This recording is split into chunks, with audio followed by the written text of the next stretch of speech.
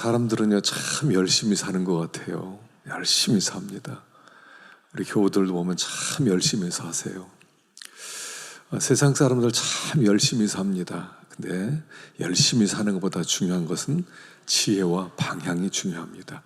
지혜롭게 열심을, 또 이렇게 방향이 하나님을 향해서 잘 정해지고, 그래서 우리가 항상 자기를 점검해야 돼요. 내가 잘 가고 있는가, 잘 가고 있는가, 내 궤도가 잘못되지 않았는가 우리가 살펴볼 필요가 있습니다. 그래서 열심히 사는데 방향이 잘못되면 후에 또 굉장한 허물을 또 체험할 수도 있고요. 그래서 오늘 본문에는 그런 말씀이 있어요. 지혜 없는 수고가 얼마나 헛된 것인가 하는 그런 말씀을 하고 있습니다. 자, 우리 먼저 8절을 한번 읽어볼까요? 8절 시작. 웅덩이를 파는 자는 거기 빠질 것이요 담을 허무는 자는 뱀에게 물리리라. 웅덩이를 파는 자. 자, 웅덩이를 파는 이유가 뭐냐면 여기 다른 사람을 넘어뜨리기 위함입니다. 내가 이렇게 함정 파놓고 다른 사람이 거기에 빠지길 원하는 마음으로 여기 웅덩이를 파는 겁니다. 그런데 그렇게 웅덩이를 파면 다른 사람이 당할 것 같지만 웅덩이를 판 사람이 먼저 당한다는 거예요. 그래서 웅덩이를 파는 자는 거기에 빠진다. 자기의 꾀에 자기가 넘어간다. 그렇죠? 그래서 다른 사람에 대해서 안 좋은 감정을 품고 저 사람은 이렇게 골탕을 먹여야 되겠다, 저 사람은 이렇게 괴롭혀야 되겠다 그러면 반드시 부메랑처럼 자기에게 돌아오는 것이에요. 반드시 돌아와요. 그래서 시편 7편 15절에도 보면 읽어보겠습니다. 시작. 그가 웅덩이를 파 만들며 제가 만든 함정에 빠졌도다. 그의 재앙은 자기 머리로 돌아가고 그의 포악은 자기 정수리에 내리도다. 웅덩이를 판 사람이 거기에 자기 함정에 빠지게 된다는 거예요. 그래서 자기가 어떤 사람이 재앙받기를 원하는 마음을 품게 되면 자기가 도리어 그 재앙에 빠지게 되고 재앙이 자기에게 온다는 거예요. 항상 우리가 다른 사람을 대해서 이런 악한 마음을 가지면 안 된다는 겁니다. 어떤 사람을 대할 때 아무리 화가 났어도요 나쁜 마음을 품고 저 사람 저주받아라, 저 사람 안 됐으면 좋겠다, 저 사람 실패했으면 좋겠다, 그게 나에게로 그대로 돌아온다는 겁니다. 그래서 우리가 어떤 일을 하든지 하여간 믿는 사람은요 선으로 악을 이기라고 하셨어요. 선으로 악을 이겨라. 어떤 대우를 받더라도 내가 그 사람에 대해서 안 좋은 마음을 품지 말고 항상 선한 마음을 품으면 그 선이 또한 나에게로 돌아온다 하는 말씀이에요. 그래서 다른 사람 안 되기를 원하는 마음 절대로 품으면 안 됩니다. 우리는 항상 축복하는 사람이에요. 그래서 우리가 지난 금요일 날도 생각해 보았습니다만 새 사람으로 산다는 게 뭐냐? 덕스러운 말을 하는 거다 그랬어요. 새 사람으로 산다는 것은 덕스러운 말을 해야 돼요. 다른 사람에 대해서 악한 말을 하지 말고 덕스럽게 덕을 세우는 그런 말을 하는 사람이 새 사람으로 사는 거다 하는 것을 배웠습니다. 그래서 웅덩이를 파서 다른 사람이 빠지기를 원하면 네가 먼저 빠질 것이다 라고 말하는 겁니다. 담을 허무는 자, 담을 허는 자는 뱀에게 물리리라 그랬어요. 여기 담을 허문다는 것은 뭐냐면 지난 수요일 날 우리가 배웠죠. 지게표를 옮기는 거예요. 이렇게 담을 세워놨습니다. 하나님이 너는 여기까지 경계선을 정해줬습니다. 여기까지 이렇게 살아. 근데 욕심이 나요. 그래서 이 담을 허물고 저쪽에다 새로 세우고 싶어요. 그래서 담을 허물려고 그랬더니 거기 있던 뱀에 의해서 물리게 되더라 하는 얘기예요. 그래서 이 말씀은 뭐냐면 하나님의 정하신 질서를 넘어가지 말라는 거예요. 예전에 그 공작했던 말 중에 하나가 뭐였냐면 순천자는 흥하고 역천자는 망한다. 그런 말이 있어요. 순천자. 여러분 역사에는 순리가 있어요. 순리대로 이렇게 풀리고 순리대로 가야 되는데 그 순리를 따르는 거나 싫으니까 영리로 할 것이다. 거기서 거슬러 가려고 하다 보면 그러면 망하게 된다 하는 거예요. 하나님께서 우리를 이끌어 가시는데 여러분 순리가 있어요. 순리를 따라가야 돼요. 하나님이 그냥 이렇게 그 역사를 하나님이 그냥 이끌어가는 것 같지만 하나님은 항상 어떤 원리대로 이끌어가고 있어요. 거기에 대해서 무리하게 일하지 말라는 거예요. 무리한 욕심을 품거나 무리하게 내가 다른 사람을 어떻게 해서라도 빼앗아 가야 되겠다 이런 마음을 품지 말라는 거예요. 그래서 담을 허무는 자, 하나님이 주신 질서를 자꾸 뛰어넘어서 더 많은 거, 더 큰 거 욕심을 부리면 거기 뱀이 숨어 있다는 거예요. 여기 뱀이 숨어 있어요. 옛날 담에는요 항상 그 뱀이 그런 구멍에 도사르고 있어서 자기 집으로 삼죠. 옛날 집에는 또 구렁이도 있지 않습니까? 구렁이가 있어서 옛날에는 집을 수리하다 보면 구렁이가 나오고 그런 것을 많이 보았는데, 하여간 순리대로 하지 않으면 거기에는 악한 마귀가 역사할 수 있다는 거예요. 그래서 어떤 일이든지 순리를 따라가려고 해야 되지 영리로 하지 마라. 억지로 내가 하나님이 사람마다요 분량이 있어요.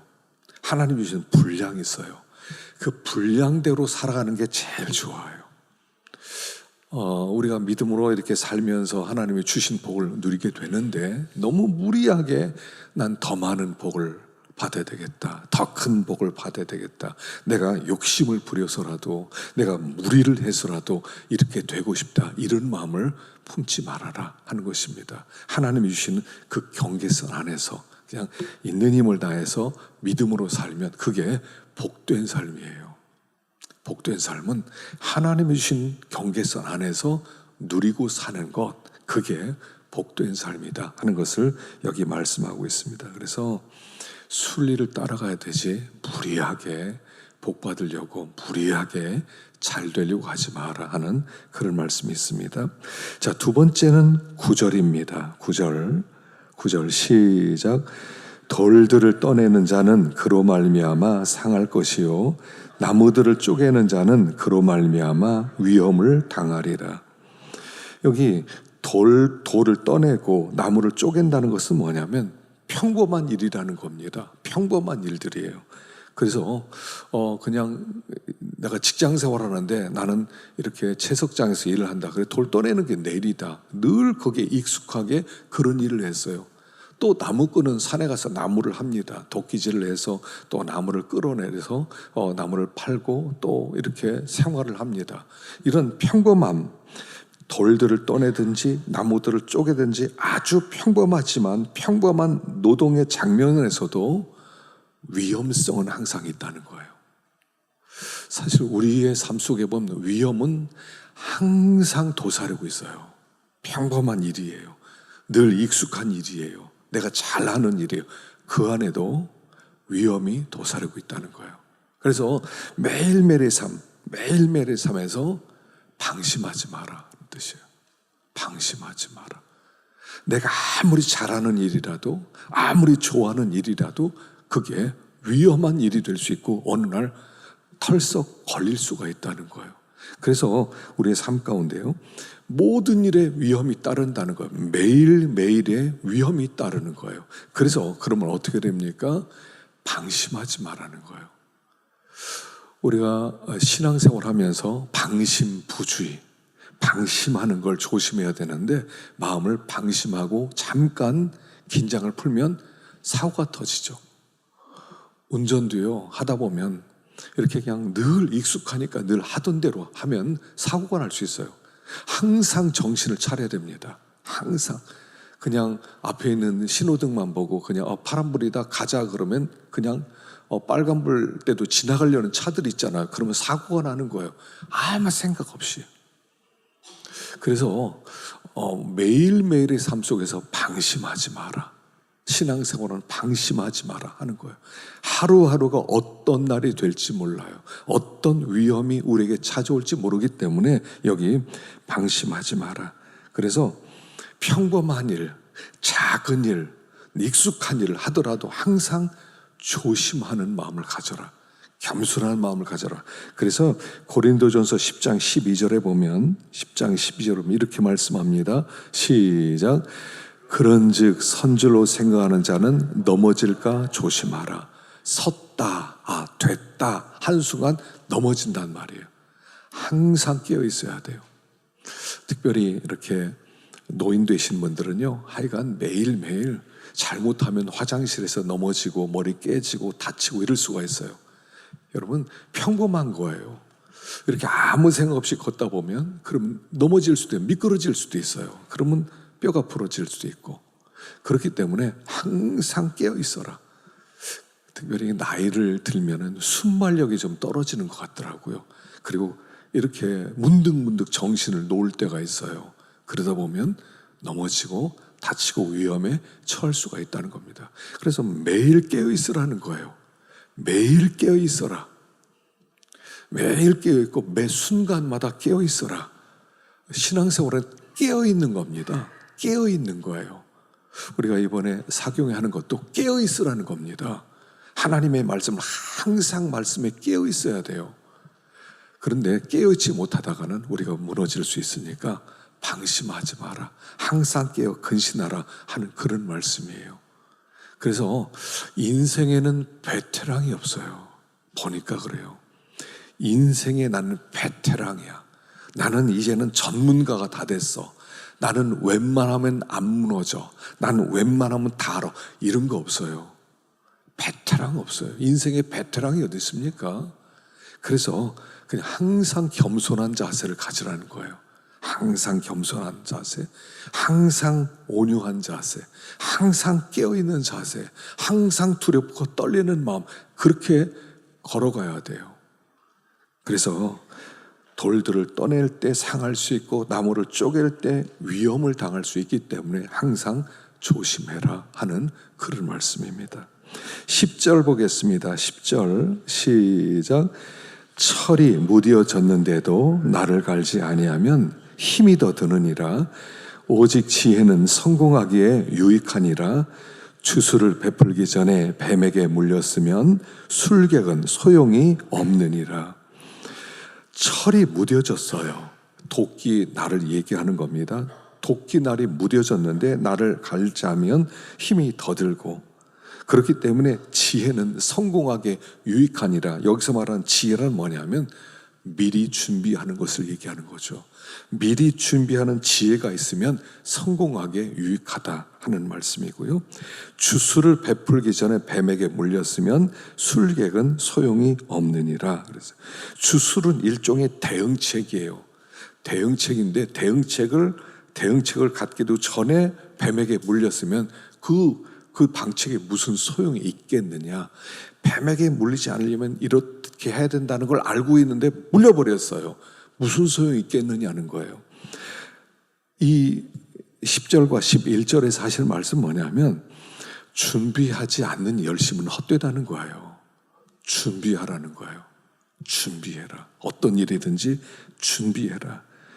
일을 하기 전에 먼저 도끼를 날카롭게 하고 일하기 전에 어떤 일을 하기 전에 어떤 사역을 하기 전에 먼저 기도하고 깨어 있어라 하는 그런 말씀이에요. 준비하면서 살라는 겁니다. 준비하면서 살아라. 요셉이 바로왕의 꿈을 해몽을 하지 않습니까? 그 꿈은 뭐냐면 이 7년의 풍년이 있게 될 것이다. 그리고 7년의 흉년이 있다. 그러니까 7년의 풍년에 준비를 해서 7년의 흉년을 대비하라. 이게 바로왕의 꿨던 꿈의 내용이죠.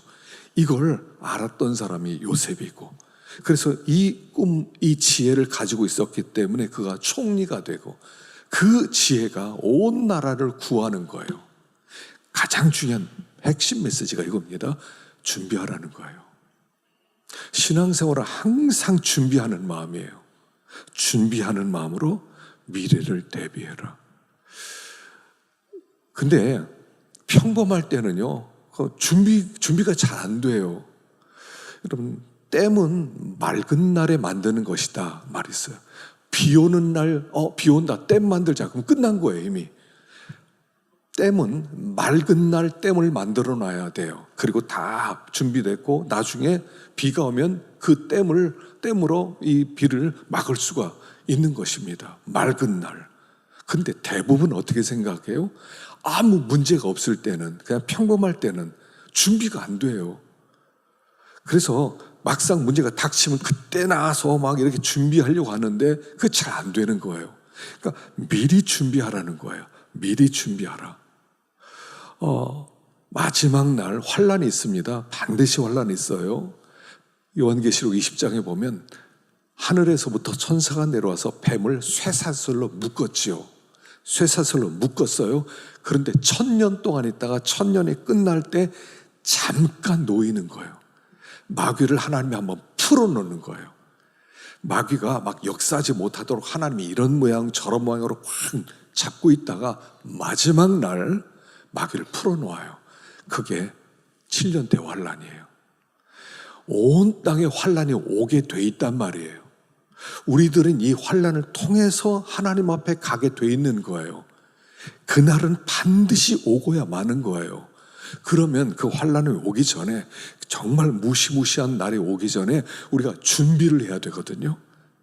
마지막 날 환란이 얼마나 무서운지 여기 한마디로 이렇게 말씀을 합니다.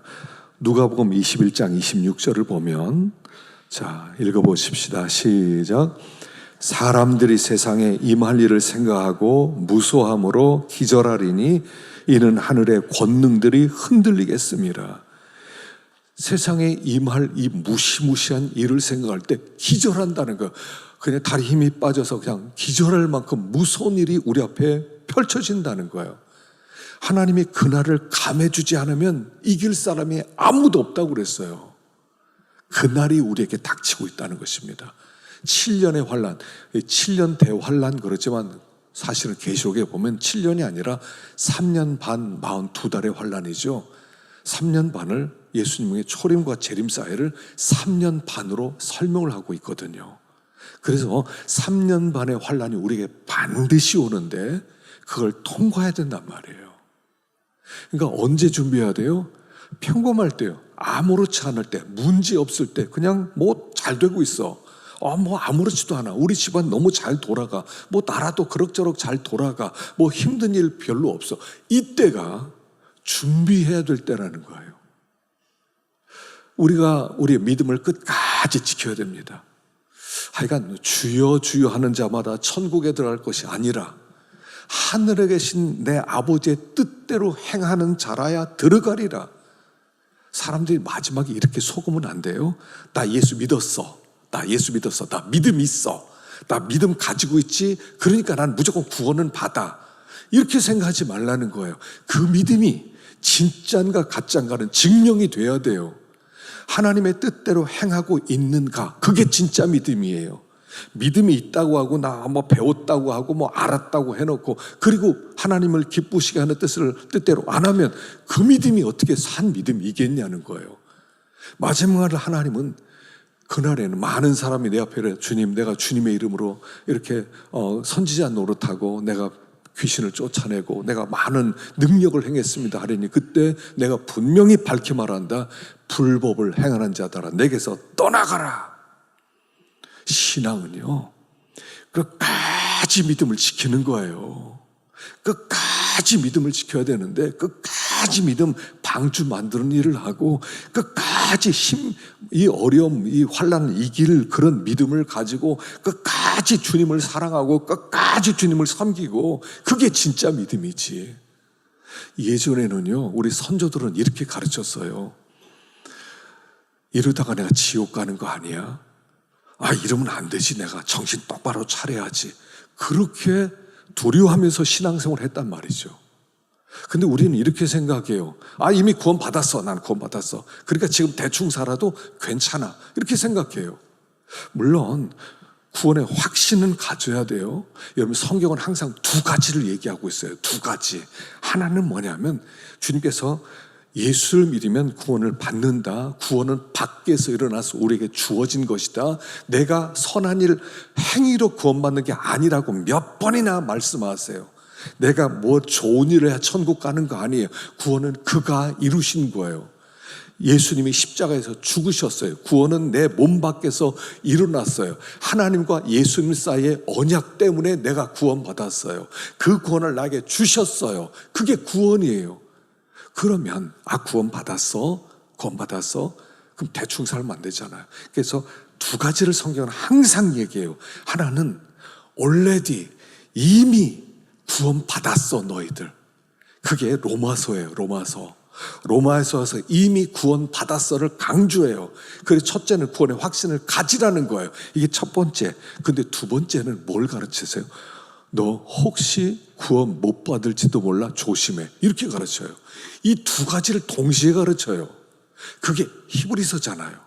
히브리서는 5번씩이나 너 안식에 들어갈 약속이 있어. 조심해. 안식 못 이룰 수도 있어. 너 구원 받았어. 흘러 떠내릴까 조심해.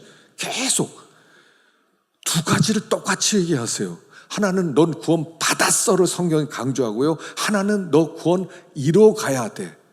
너 조심해. 이 두 가지를 같이 얘기하고 있어요. 이 말이 안 맞는 것 같아요. 근데 두 가지를 같이 가르쳐요. 그래서 존 켈빈의 사상은 뭐냐면 하나님의 절대 주권과 예정으로 구원받는다. 두 번째, 인간의 절대적 책임을 같이 강조하는 거예요. 그게 개혁주의 사상이었어요. 100% 하나님의 은혜를 입어 구원받는 거예요. 100% 우리가 힘을 다해서 구원을 이루어갈 때 구원이 완성되는 거예요. 이 두 가지를 합쳐서 100%라고 하는 거예요. 그게 켈빈의 핵심 사상이에요. 이거 오해하면 안 돼요. 행위로 구원받는 얘기는 한 적이 없어요. 그러나 그날에 하나님의 뜻대로 행하는 자의 천국 간다고 얘기하는 거예요. 그렇기 때문에 준비하라는 거예요. 준비하라. 내가 믿음으로 살아야 되겠다. 하여간 우리가 말씀을 듣고 은혜를 받는다면 항상 이런 결단을 내려야 돼. 나 믿음으로 살아야 되겠다. 나 말씀대로 살아야 되겠다. 하나님을 기쁘시게 해드려야 되겠다. 내가 있는 힘 다해야 되겠다. 전심을 다해서요.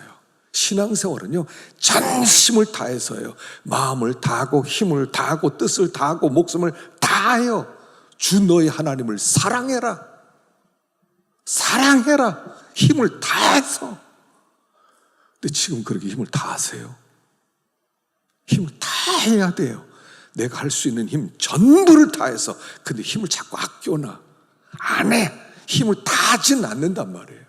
조금 적당히 한 10% 써서 10% 안 되네, 못하겠네, 이런단 말이에요. 여러분 진짜가 되셔야 돼요.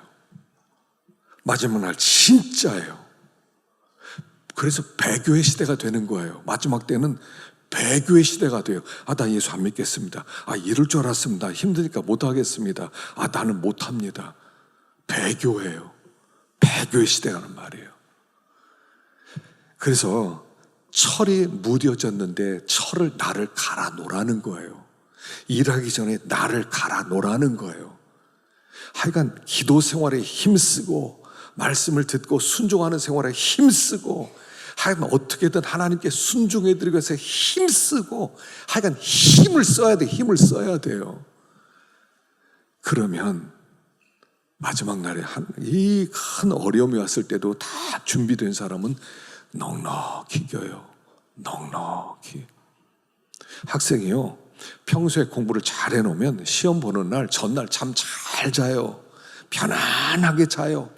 시험 보러 갔을 때 아주 여유가 생겨요. 준비했으니까. 근데 준비가 되지 않으면 불안해요. 제가 재수를 해보니까 알겠더라고요. 재수 전에 고3 때 시험을 보러 가는 날 왜 이렇게 두려웠는지 몰라요. 밤에 잠도 안 오고 시험을 보는데 막 벌벌벌 떨리고 이거 OCR 만드는데 긋는데 그어지지도 않고. 근데 재수할 때는 공부를 충분히 하고 가니까요, 그 전날 잠이 너무 잘 와요. 시험 보러 가는 날 너무 마음이 편안해요. 준비된 사람은요 편안해요. 준비되지 않은 사람은 불안해요. 마지막 날 주님이 오신다 그랬을 때 준비된 사람은 어서 오세요 그래요. 준비 안 된 사람은 큰일 났네, 이거 어떡하지? 이렇게 되는 거예요. 잘 준비하라는 거예요. 미리 준비해라. 미리 준비. 그래서 여기 고린도후서 6장 2절 읽어봅시다. 고린도후서 6장 2절 시작.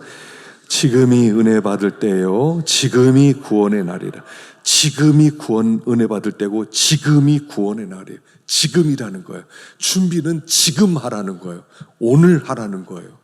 오늘 마음을 준비해 놓으라는 거예요. 오늘 마음을 단속해 놓으라는 거예요. 오늘 깨어 있으라는 거예요. 오늘 은혜로 충만하게 채우라는 게 오늘이에요. 내일이 아니에요. 오늘이에요. 지금이에요. 그것도. 지금이란 시간을 놓치지 마라. 이번에 우리 사경회를 합니다. 저도 준비할 때 힘들어요. 준비 힘들어요. 사실은 제가 안식월 갔다고 했지만 계속 이것만 준비했어요. 계속 시간 날 때마다 시차 적응 안 돼서 새벽에 일어나면 계속 들여다보고 계속 묵상하고, 그래야 내가 살고 우리가 사니까. 하여간 이번에 은혜 다 받으시기 바랍니다. 은혜 다 받으세요. 빠지는 사람이 있으면 안 돼. 체크를 해야 될 것 같아. 체크해서 발표를 해야 될 것 같아. 하여간 우리가 신앙생활을 더 잘하도록 제가 여러분을 더 뒤에서 하여간 채찍질을 좀 해드려야 될 것 같아요. 그동안 너무 알아서 하세요 그러니까 알아서 안 하더라고. 그래서 옛날에 막 우리 원로 목사님 혼낸 것처럼 조금 혼은 내야 되겠다 하는 그런 마음을 좀 갖게 되었어요. 공이 없는 사랑은 사랑이 아니니까. 좀 책망해 줘야 사랑이니까. 그래서 신앙생활을 더 잘하도록 만들어 드려야 되겠다 하는 마음을 갖게 되었습니다. 준비하십시오. 그날은 오고야만 합니다. 우리는 주님 앞에 곧 서게 될 것입니다. 죽음과 내 사이는 한 걸음이에요. 한 걸음. 다윗이겠죠. 죽음과 내 사이는 한 걸음이에요. 그냥 부르면 가는 거예요. 부르면. 예고한 게 없습니다. 주님 앞에 섰을 때 부끄러움 당하지 않도록 우리가 잘 오늘 준비하시고, 특별히 기도를 좀 많이 하세요. 기도. 이제 2주는 이제 함께 모여서 예배를 드리고 2주는 각자 기도에 그렇게 할 겁니다.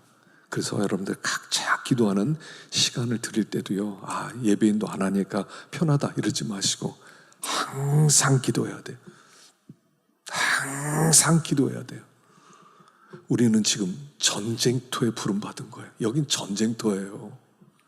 어떤 사건이 일어나면 그냥 사건이 아니야. 영적 사건이 일어난 거예요. 다. 그 뒤에는 마귀가 도사르고 있는 거예요. 그냥 사건, 어떤 사람하고 인간 관계가 아니에요. 영적 관계예요. 여긴 전쟁터예요. 그래서 항상 깨어 있어서 마지막 날 끝까지 이기고 끝에 승리한 다음에 우리가 서기 위함이라 그러잖아요. 서기 위함이라. 서 있어야 돼요. 넘어지면 안 돼. 서 있어야 돼요. 우리가 잘 준비되어서 그날에 주님을 기쁨으로 만날 수 있는 우리가 되기를 축원합니다.